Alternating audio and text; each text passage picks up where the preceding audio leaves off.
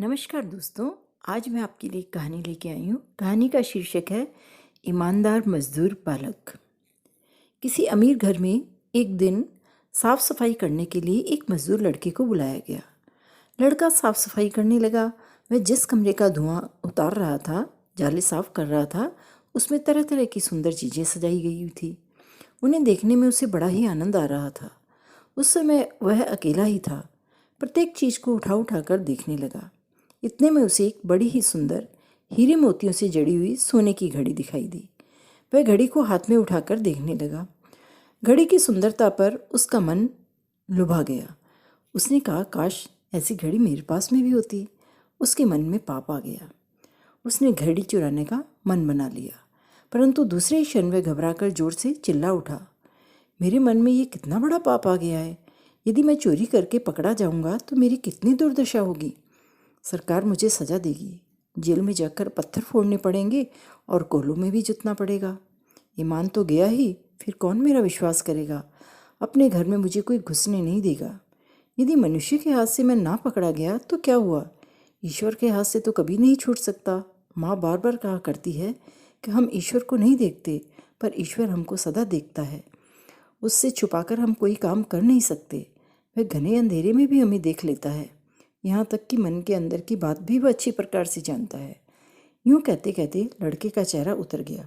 उसका शरीर पसीने से तरबतर हो गया। घड़ी को उसने यथास्थान रख दिया। फिर जोर से कहने लगा, लालच बहुत बुरी चीज़ है। मनुष्य इस लालच में फंसकर ही चोरी करता है। भला मुझे धनिक लोगों की घड़ी से क्या मतलब। लालच ने ही मेरे मन को बिगाड़ा है, पर दयालु भगवान ने मुझे बचा लिया। माँ की बात मुझे वक्त पर याद आ गई। अब मैं कभी लालच में नहीं पड़ूंगा। सचमुच चोरी करके अमीर बनने की अपेक्षा धर्म पर चलकर गरीब रहना बहुत अच्छा है। चोरी करने वाला कभी भी निर्भय होकर सुख की नींद नहीं सो सकता, चाहे वह कितना भी अमीर क्यों ना हो।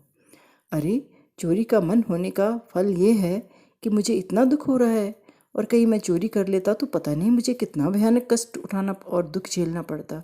इतना कहकर लड़का शांत चित्त से अपने काम में लग गया। घर की मालकिन बगल के कमरे में सब कुछ देख सुन रही थी। वह अब तुरंत लड़के के पास आ गई और पूछने लगी, लड़के, तूने घड़ी तो नहीं ली। लड़का इतना सुनते ही सुन हो गया। काटो तो खून नहीं। वह सिर थामकर दीन भाव से जमीन पर बैठ गया और कांपने लगा। उसकी जबान बंद हो चुकी थी। आंखों से अश्रुधारा बह रही थी। लड़के की दीन दशा देखकर मालकिन को दया आ गई। उसने बड़े ही मीठे स्वर में कहा, बेटा घबरा मत। मैंने तेरी सभी बातें सुनी हैं। तू गरीब होकर भी इतना भला है, ईमानदार और धर्म तथा ईश्वर से डरने वाला है। ये देखकर मुझे बड़ी खुशी हुई। धन्य है तेरी माँ जिसने तुझे ऐसी अच्छी सीख दी है। तुझ पर ईश्वर की बड़ी ही कृपा है जो उसने तुझे लालच में न फंसने की ताकत दी है। बेटा सचेत रहना, कभी जी को लालच में न फंसने देना। मैं तेरे खाने पीने और किताबों का प्रबंध कर देती हूँ। तू कल से ही पाठशाला में जाकर पढ़ना शुरू कर दे। भगवान तेरा मंगल करेंगे।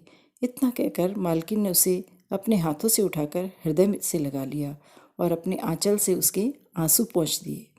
फिर उसके हाथ में कुछ रुपए देकर कहा कि तेरी इस ईमानदारी का कुछ इनाम तो अभी तुझे मिलना ही चाहिए।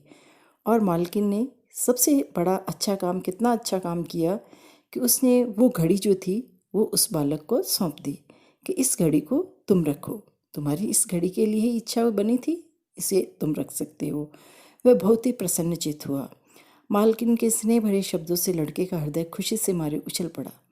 उसके मुख पर कृतज्ञता भरी प्रसन्नता छा गई। वह दूसरे ही दिन से पाठशाला जाने लगा और अपने परिश्रम सत्य के फलस्वरूप आगे चलकर बहुत बड़ा विद्वान और प्रतिष्ठित पुरुष बना। दोस्तों, यदि ये मेरी कहानी आपको पसंद आई हो तो इसे लाइक और सब्सक्राइब करना न भूलें। धन्यवाद।